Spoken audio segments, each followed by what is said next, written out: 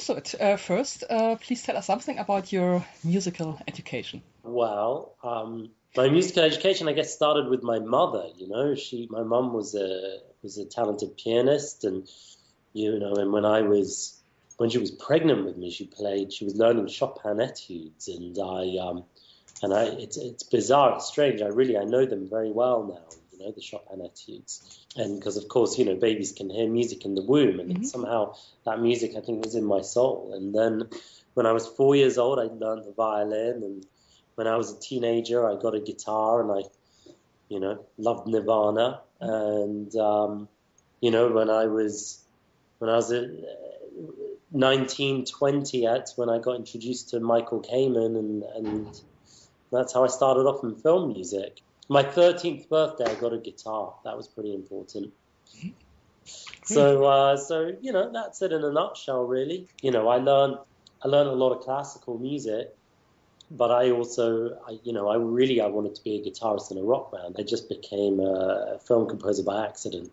Oh, nice. But it's great that you are a film composer. Yeah. What was your first score? Well, the first film that I scored that anyone ever watched was Layer Cake. Mm-hmm. I did a lot of short films, and I did a lot of medical documentaries for the BBC. That was my thing. And then I did a BBC documentary called A Colosseum, which was like a 45-minute. They used to do these drama documentaries. It was the fashion back then, and that was a huge thing. That was the first time I was in the studio with an orchestra, in Abbey Road.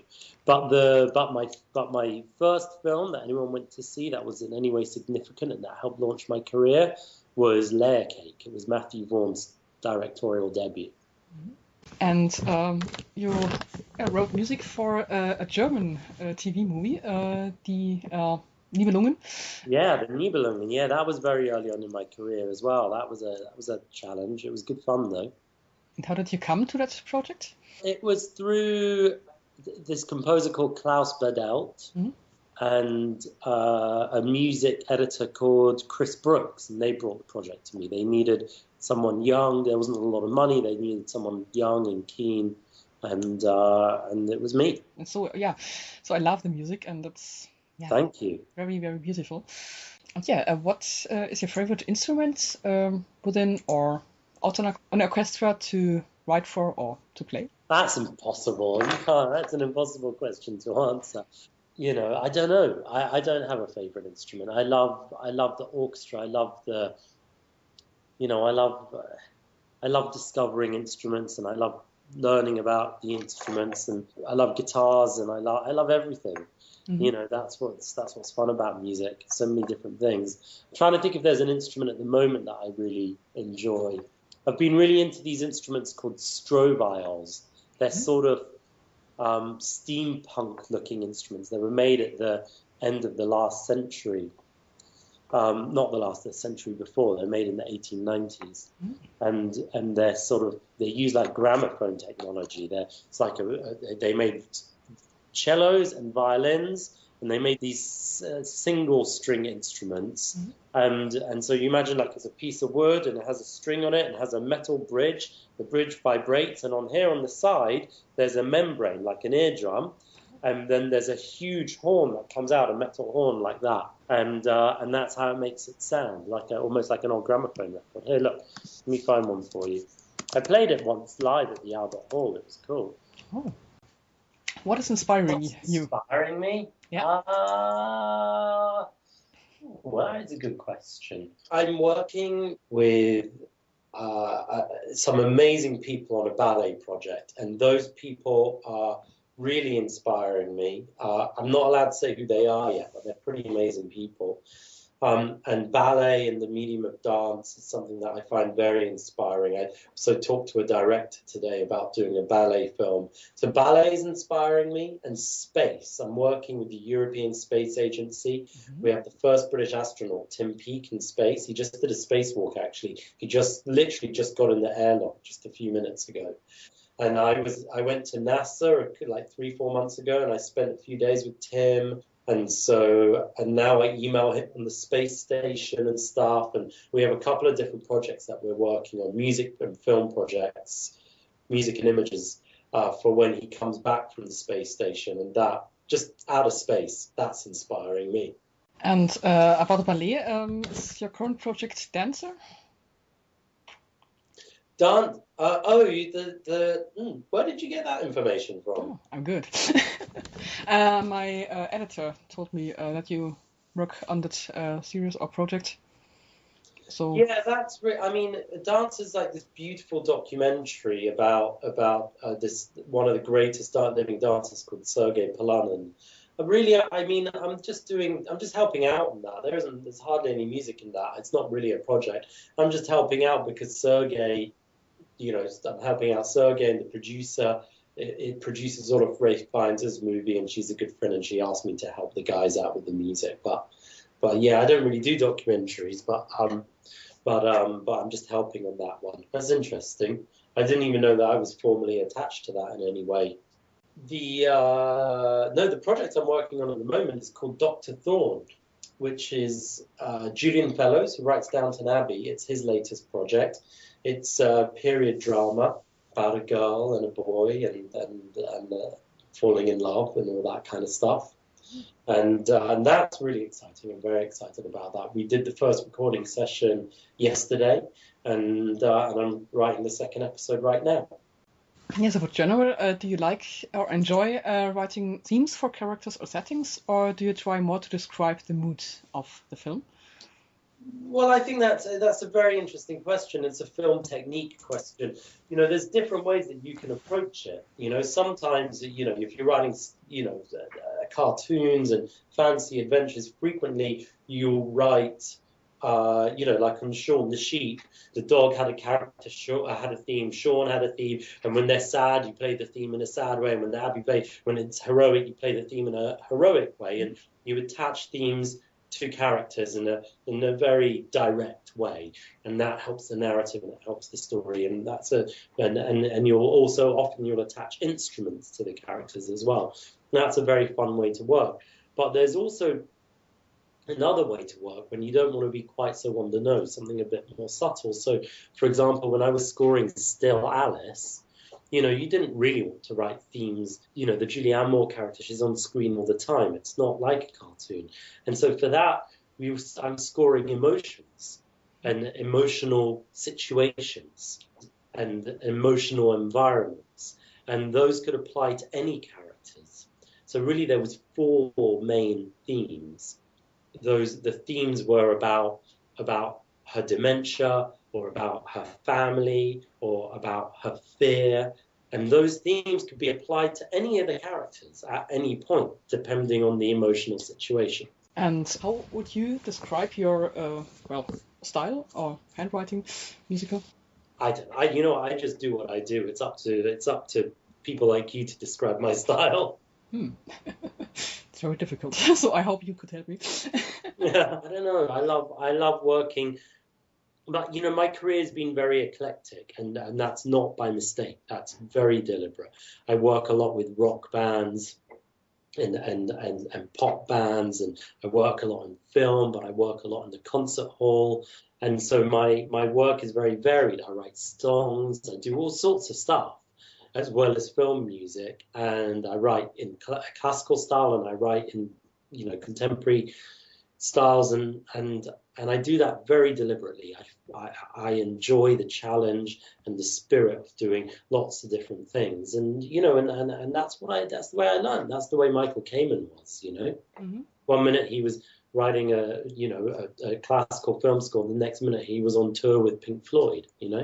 Oh yeah. So that's what I want for my life. I enjoy doing all those different things. What is your opinion about Temp Tracks? Temp Tracks? Mm-hmm. temp music is a tool. If there isn't a temp track, right, then this is what happens, right? Because I've done scenes before where they didn't have time to put a temp track, but we all agreed there needed to be music here, right? This is what happens. I write the music, and they go, no, it's not like that. It needs to be faster. It needs to be slower. It needs to be this. It needs to be that. And then you do it again. They go, oh, yes, sort of, but it needs to be that. And over there, it needs to do it again. It's like it's a nightmare, right? But but it's like that process of working out what works with the scene can be done with a temp track, right? You put it in and it's like too fast, too sad, too happy. It's just a general sort of a guideline. It's just a sort of, you can feel your way out. So then when you come to it, you can say, this piece of music works in essence because it's got a good tempo to it, but it doesn't change here. It needs to be sadder. It needs to be whatever. It's a tool. It's a process of working out what works with your film and what doesn't work with your film. Yeah, what are you thinking about the modern movie industry? Do you like modern films? Yeah, of course. I mean, that would be ridiculous if I didn't. I wouldn't like my job then. Well, so do you like also the big blockbusters from Hollywood? Yeah, of course. Brilliant. I love a popcorn movie. Mm-hmm. I love the IMAX. I love popcorn movies. I love watching people, I love Marvel movies. I love watching things blow up and people doing amazing things. And I love movies. I just love them. In my room, in my house, I've got a big projector and a screen. And when I'm a BAFTA member and I love voting and I love watching all the year's movies and I love it. I just love movie making. Great. And there's so many talented people and there's amazing movies being made at the moment, I think. There's a lot of talent. Do you have a favorite movie of all times? Oh, that's a good one. I love Casablanca. I love Casablanca. I've watched that movie a lot of times, and it's just the way it was made. It was, they didn't think they were making anything special. It was just a lot of people who were really good at what they were doing, going to work, and doing their jobs well, and they made maybe the most perfect movie of all time. It's just a beautifully made movie, and it's. But what I love about it is that these guys were just going to work and they were just making another movie, but they were just really all very good at their jobs, and they made, without even realizing it, one of the best and most enduring films of all time. Mm-hmm. How much time do you get to write music for a movie?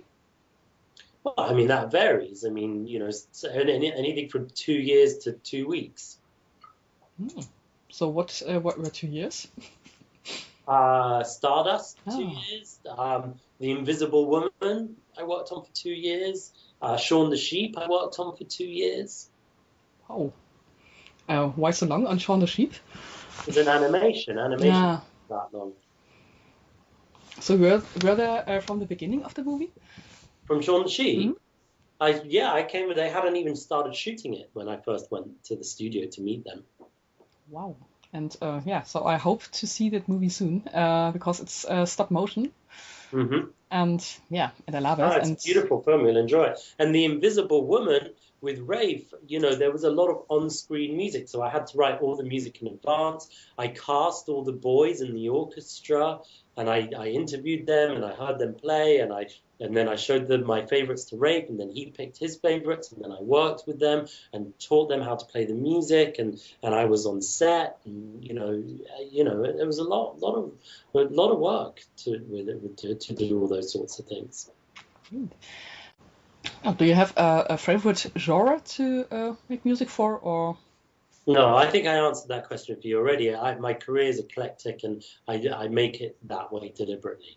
My only thing is I like to work with nice people. I like to work with interesting artists. I like to work with talented people and respectful people. I just want to work with nice people and have a nice time making great stuff. And Shaun the Sheep has a nomination for Best Animated Movie at the Oscars. I'm so excited, and I take a lot of pride in that because Shaun the Sheep has no dialogue. There's no actors. Wow. I put so much heart and soul of my own into that movie, and I feel like I'm a very, very big part of it. And you know, we got a Golden Globe nomination, we got a BAFTA nomination, we got an Oscar nomination. I couldn't be happier. Great. And do you like the series? I love the series. You know what? I was secretly a grown-up fan of the series, and when I heard about the movie, I was so excited. You know the song goes, "He's Shaun the Sheep, he's Shaun the Sheep," na, na, na, na, na, and one of the lyrics, right, in the song, which is just amazing. I love that piece of music. Is he says at the end of it, they say, "Maybe one day you'll find a way to come and bleat with Shaun the Sheep." And I just kept thinking, I found a way! I found a way to come and bleat Shaun the Sheep. So it was one of your greatest projects, or? I think, well, you know, time will tell. It's difficult. It's still so fresh for me. You know, still in the middle of it.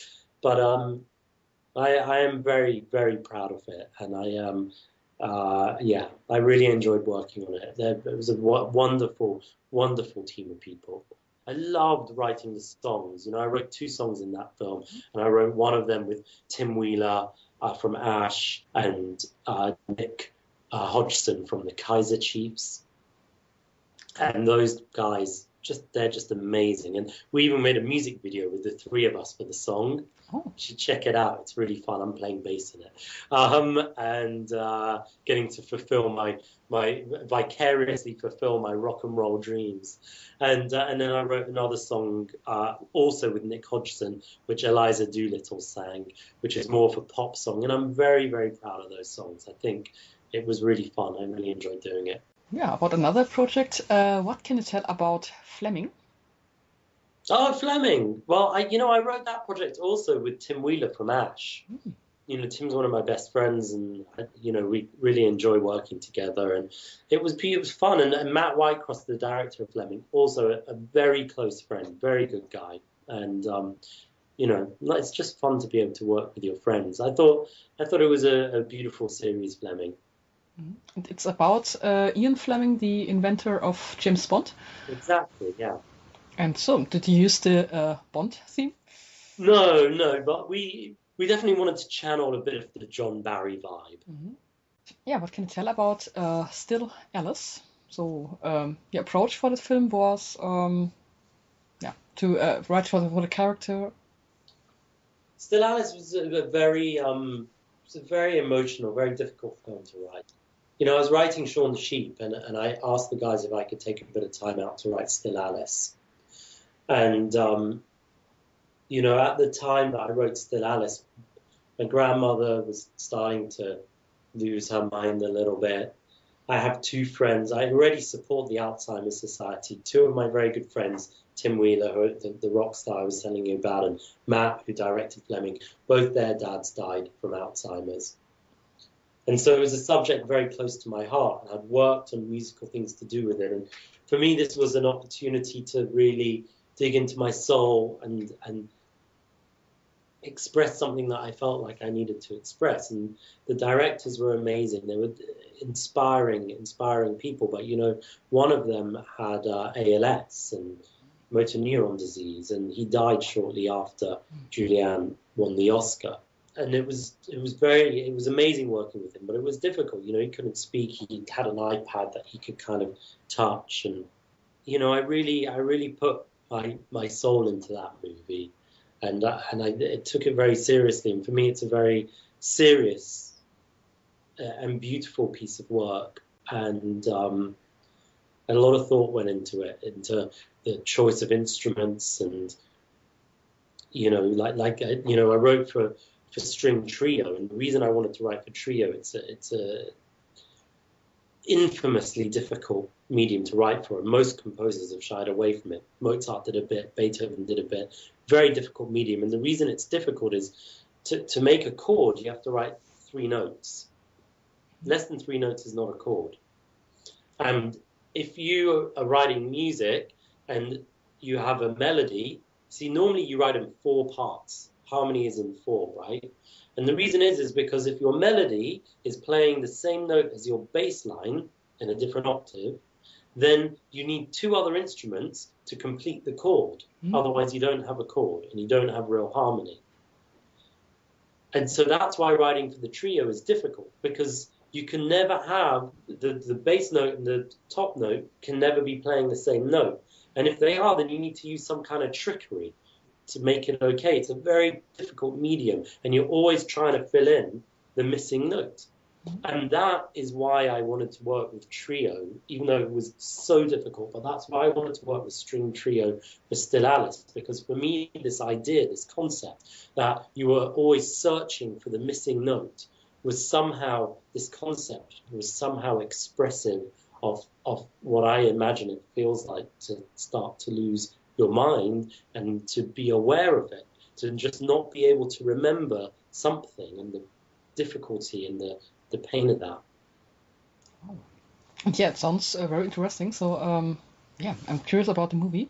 Well, I hope you watch it. I think it's a very powerful, it's a difficult film, but there's something cathartic and beautiful about the film. And I hope you watch it and you get something good out of it. Yeah, do you have something like a dream project? A film or TV show or series that you would like to score, existing or non-existing? I'm very lucky. I'm living my dream. I like the projects and the things that come my way. I like the people I work with. For me, the latest dream come true for me is to have been, approached by an astronaut who was a fan of my work, who asked me to do a project with him, for me to be working with an astronaut in space, to be able to send emails to space, to have gone to NASA and tried on a spacesuit. Like the little boy in me, that's my dream come true, Mm-hmm. So that for me, that's a real dream come true. For me also to be working with Sergei Palanin on a ballet. My mum was a ballerina, and I've loved the ballet since I was a child. And for me to be collaborating with one of the greatest living dancers, my God, that's really also a dream come true. And just my whole job, everything I get to do, I'm very, very lucky. Almost at the end, I have something like 5 words, 5 answers. So I've called 5 terms, and you tell me just briefly what comes to your mind. Okay, try me. Film music. Love it. Orchestra. Color. Great Britain. Home. Hollywood. Home. Spare time. Spare time? What's that? I've never heard of it. Well, so something you do when you have nothing to do. Orchestra color, because I have synesthesia. Mm-hmm. Do you know what that is?